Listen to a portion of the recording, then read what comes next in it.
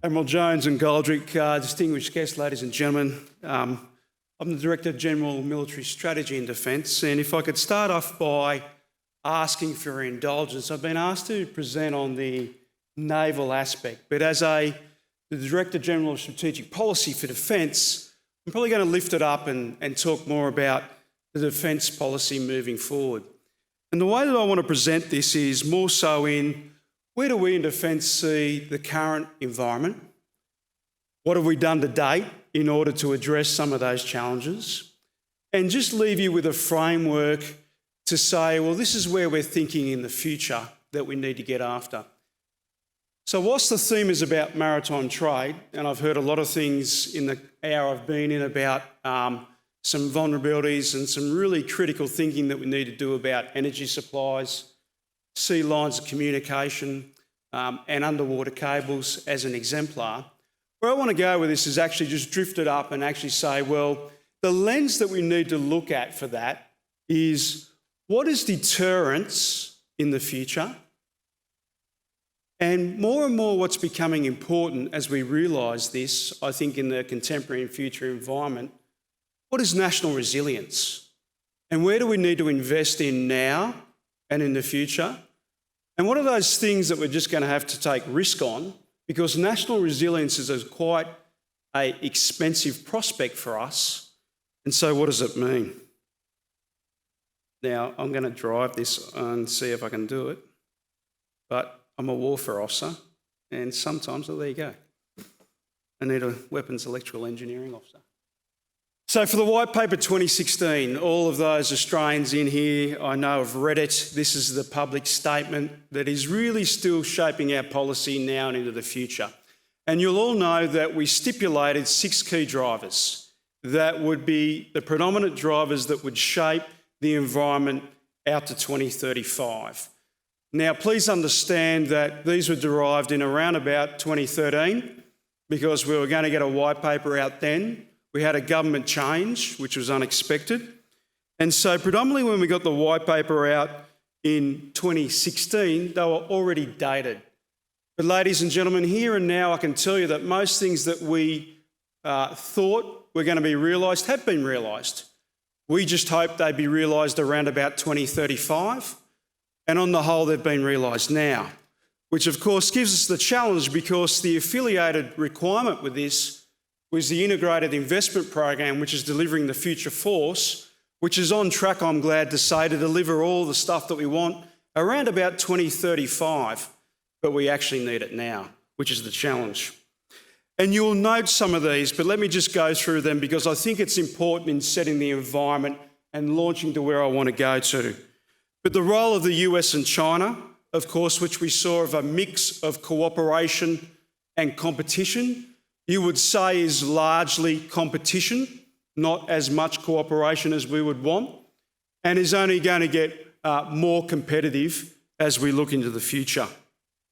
Of course, the challenges to the stability of the rules-based global order, not unexpected, but I'd have to say the growth of nationalism is unexpected, and some of the nations that we've seen, including the US, take unilateral approaches beyond what has traditionally been the agreed way forward in a collective sense, has not been in our interest moving forward. The enduring threat of terrorism, and of course through some very deliberate actions in a collaborative way, we have geographically defeated some of these insurgencies, of course, in the Middle East.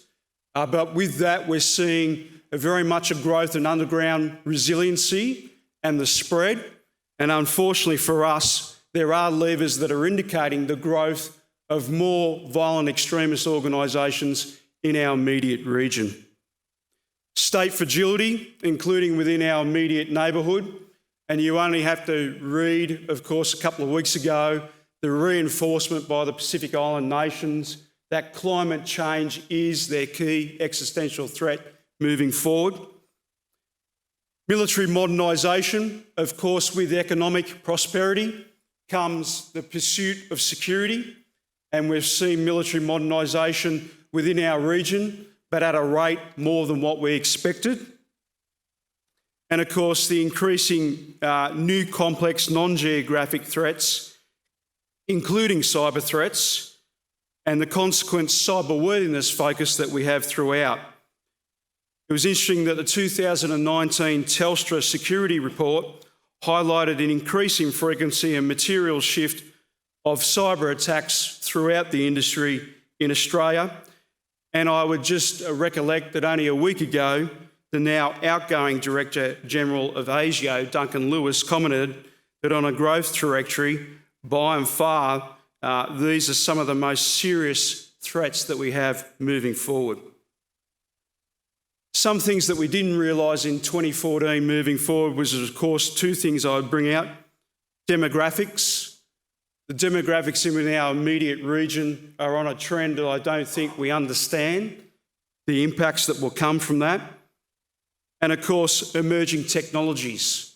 And you'd only have to see on the weekend where drones, under an influence of a non-state and arguably state actor, have enabled an effect and an impact on the global market. So these non-kinetic means and kinetic means are expanding forward and are able to be prosecuted by nation and non-nation states. So when you look at this in a simplistic alternate futures way, I would say to you that largely we're going into that horizontal line that is indicated as competition as opposed to cooperation. And whilst I said the evolving environment has delivered outcomes that were not totally unexpected, they are ahead of where we expected. And they are driving new policy considerations now and at the future. Strategic policy is trying to keep up with it, and in the old days where we just used to set and forget settings, they have now changed. And we are continually reviewing our policy settings and making sure that we're trying to get ahead of the game. But there will be times when the policy will be absent and we'll need to catch up. But one of the, I suppose, key success stories of the rolling review that we've had to date was what's now been known as the Pacific Step Up. And when government came to us only recently, last year, and indicated that they wanted to support more resilience in the region, we were ready to go and are able to identify ways of which we could help in understanding and improving that resilience situation that we have moving forward. And I would say to you that strategic competition is here to stay, whether we like it or not. And as I said, it is growing. And you only have to read the National Defence Strategy of the United States, and interesting enough, the more recent China's National Defence era of July 2019, when they say respectively, interstate strategic competition is now the primary concern of US national security. And in the case of the Chinese white paper, that international strategic competition is now on the rise.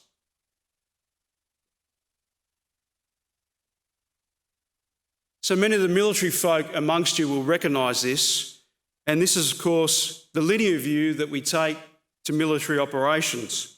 But I'm telling you that I think this is now outdated, and this is more so what we're facing as we move forward. As I said, strategic competition is not new.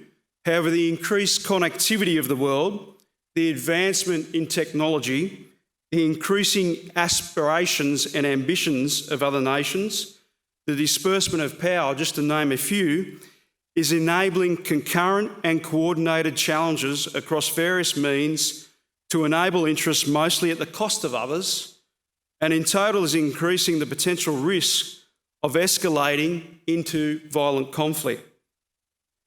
As I said, it's resulted in a change from a linear thinking of operations to one where, on a whole-of-government basis, we need to think about confrontation, competing and cooperating on multiple means concurrently to address the challenges that we have moving forward.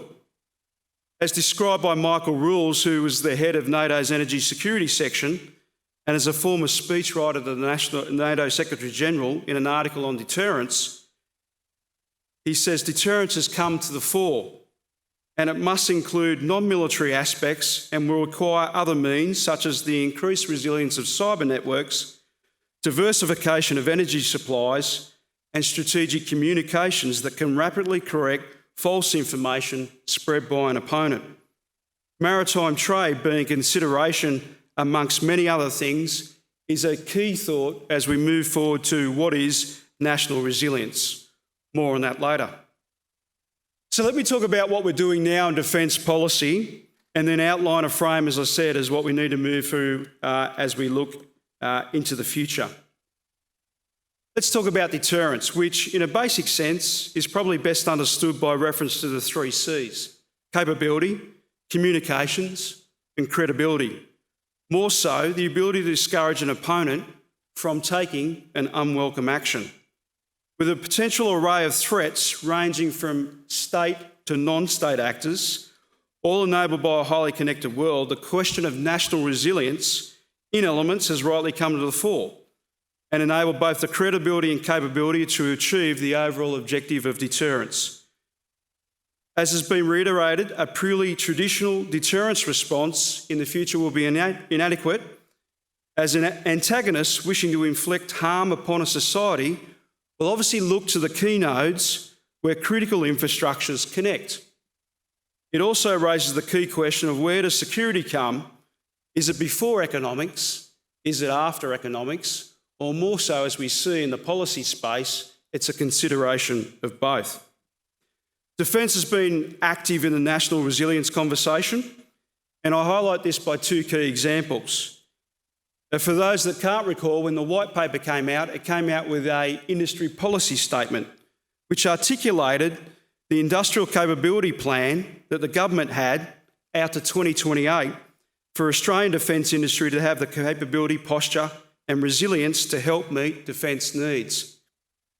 Importantly, it identified a framework for understanding the requirements of the Defence Force, both now and in the future, on sovereign industrial support requirements to ensure readiness requirements, assurance of availability, sustainment to operate, repair or update the joint force, and advice on the level of control that Australia needed to have for economic viability and the basis of mobilisation.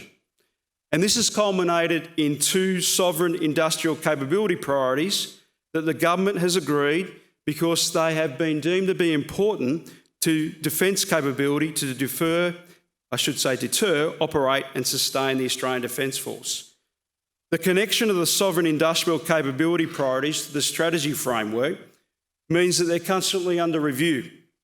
Of note, one of these sovereign industrial capability priorities is the continuous shipbuilding program, where productive and secure Australian shipyards and highly skilled workforce for both shipbuilding and sustainment are critical to the delivery of the future Navy. Also, in terms of national resilience, defence is also a key contributor to the whole of government mechanisms charged with the assessment of foreign interference in critical infrastructure. In terms of the latter, defence in collaboration with state governments has been instrumental in the conduct of what we've called nodal assessments that are focused on the assessed vulnerabilities of defence bases and sites around Australia.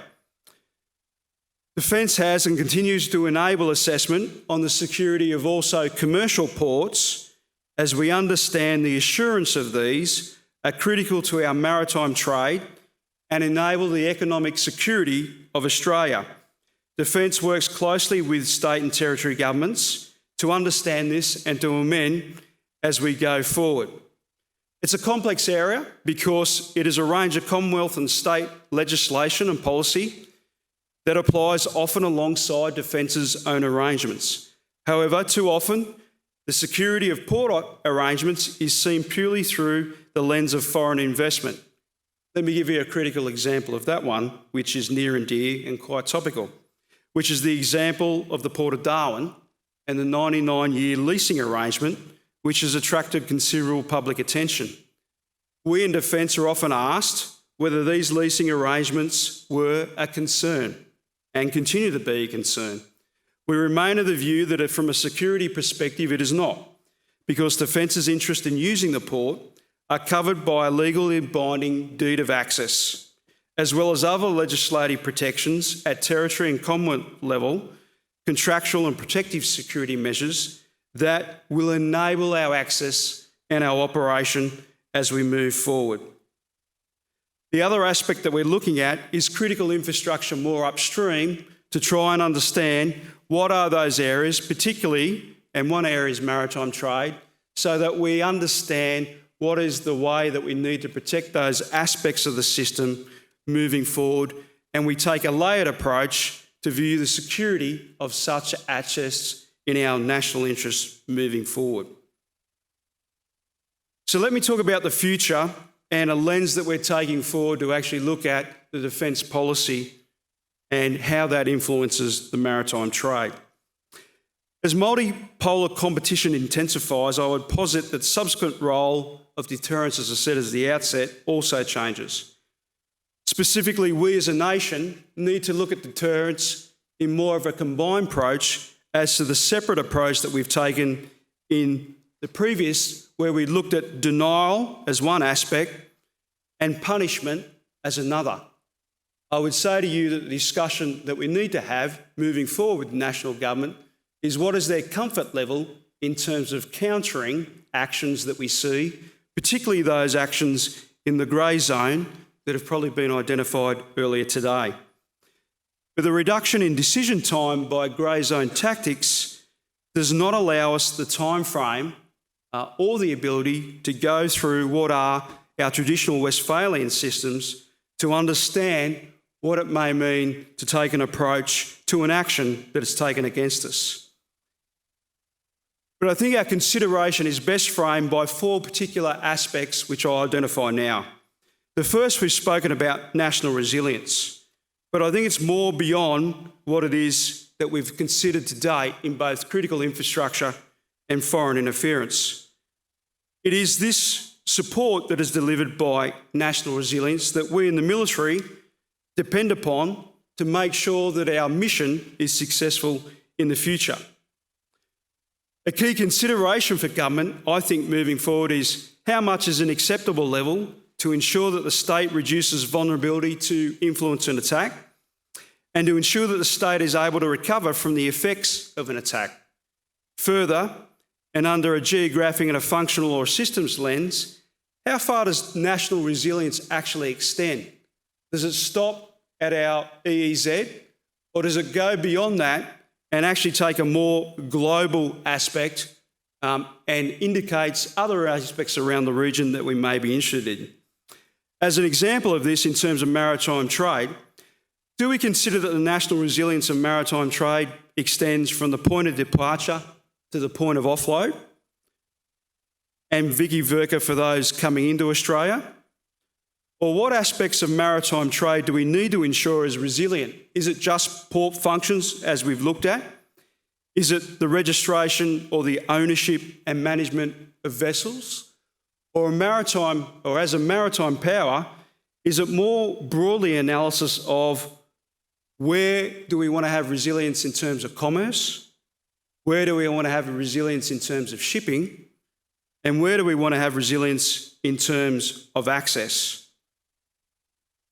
Such a review is reinforced in an overall deterrence framework, as is articulated in a more recent study by the US on inverting crisis in the American strategy, where it states that Australia should urgently review the logistical impact of their declining merchant fleet on the credibility of their own conventional deterrence threats. It also goes on in a NATO aspect to identify 7 areas of critical focus for national resilience, one of which is a resilient civilian transport system. The second aspect I think we need to look at is, moving forward, is how do we retain or how do we want to gain a comparative advantage? As a defence person, we traditionally look at things such as the adoption of hypersonics, directed energy weapons, artificial intelligence, or autonomous systems. Deeper level consideration, however, would lend itself to broadening this advantage question beyond the military means and into considerations such as information, societal, and industry as just some examples. The third lens that we need to take is how do we want to respond or counter to those effects that are identified against our national interests. As I said, the linear approach to deterrence and arguably the context of reciprocity needs to be re-examined here. We need a model that is flexible and adaptive, and we need one that has a response to an action that may be conducted in an alternate domain to that which is targeted to. Such a response will not be necessarily eye for eye, as traditionally been a deterrence model, but it could be more appropriate for a disproportional response in certain aspects. And finally, the lens I think we need to look at is what is the importance of the alliance and the partnerships in a world of increasing strategic competition? What we need to consider is the posture of the network of partnerships. Traditionally, our partnerships have been one of assurance. I think we need to consider more of a warfighting orientation in our partnerships as we move forward, one that is poised to deliver effects immediately and across differing means. Such an approach would likely increase in sustainability that in a military consideration may require an increase in presence to assure influence and decrease the geographic distance of our vast oceans to enable a response. Such an alteration, I should say, in our posture would require a consideration of how such a posture would be supported. What would be the requirement of sustainment and lift? How might this be supported via organic and commercial means, both from an Australian, allies and partners perspective? And if this is not plausible, what do we need to change, invest in to deliver this requirement? Finally, is such an impact of change accessible, or acceptable, I should say? What are the economic and societal risks as we move forward? If we adopt such a lens of four predominant elements that I've just gone through of a strategy, then I would argue that we can make a more effective apparatus to identify a more pertinent deterrence strategy and a more considered national resilience focus as we move forward into the future strategic environment. Considering maritime trade as a component of this framework will assist in informing the necessary actions and potential investment requires to ensure that the required resilience in this industry and the broader national requirements are met. Thanks very much.